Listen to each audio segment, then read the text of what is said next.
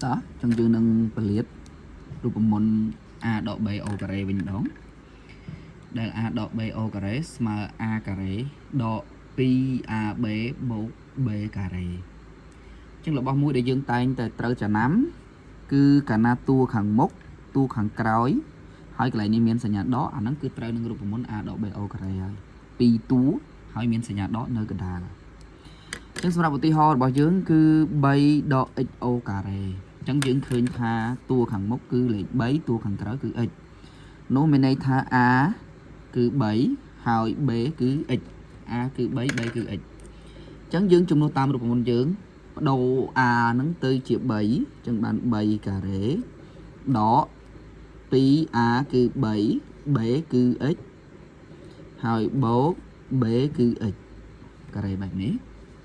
អញ្ចឹងយើងទូទាត់មក3ការ៉េគឺ9គុណមកដក2គុណនឹង3ដក6គុណនឹង x ដក 6x x ការ៉េ x ការ៉េគឺ x ការ៉េដដែលសញ្ញាបូកណា x ការ៉េអញ្ចឹងបានប៉ុណ្នេះ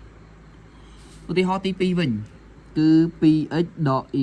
o ការ៉េអញ្ចឹងតួខាងមុខរបស់យើងគឺ 2x ជា a ហើយ b គឺជា y អញ្ចឹងយើងចំណាំណា a គឺ x a គឺ 2x a គឺ 2x b គឺ y អញ្ចឹងយើងបានរូបមន្តយើងគឺ a ការ៉េคล้ายទៅជា 2x o ការ៉េដក2ដង a a គឺ 2x b គឺ y ហើយបូក b ការ៉េបានបែបនេះទូទាត់លេខ 2x o ការ៉េ2ការ៉េគឺ 4x ការ៉េគឺ x ការ៉េអញ្ចឹងបាន 4x ការ៉េ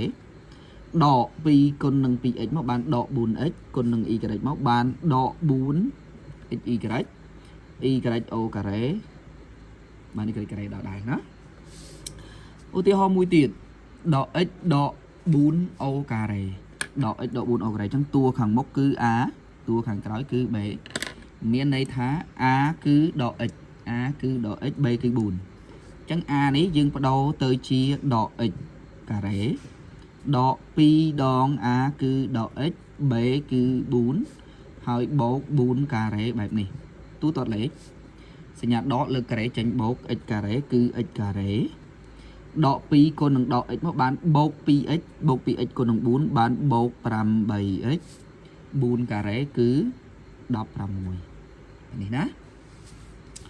ចុងក្រោយ x ដក2នៅលើ 5o ការ៉េអញ្ចឹងតួខាងមុខ a តួខាងក្រោយ b យើងបាន a គឺ x a គឺ x b គឺ2លើ5ជំនួសកន្លែង a នេះដោយ x a គឺ x ដក2 b គឺ a គឺ x b គឺដក2ភាគ5ហើយបូក2ភាគ 5o ការ៉េ b ការ៉េណាទូទាត់លេខមក x ការ៉េគឺ x ការ៉េដក2គុណនឹង x បានដក 2x ដក 2x គុណនឹង2ភាគ5ប្រមាណវិធីគុណប្រភាគភាគយកគុណភាគយកភាគបែងគុណភាគបែងអញ្ចឹង 2x គុណនឹង2មកបាន4ចឹងខ្លាចជាដកមកព្រោះសញ្ញាវាដកពីមុខណា